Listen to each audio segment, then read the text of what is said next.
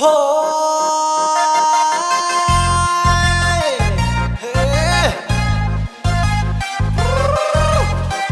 เฮ้เฮ้เฮ้เฮ้เฮ้เฮ้เฮ้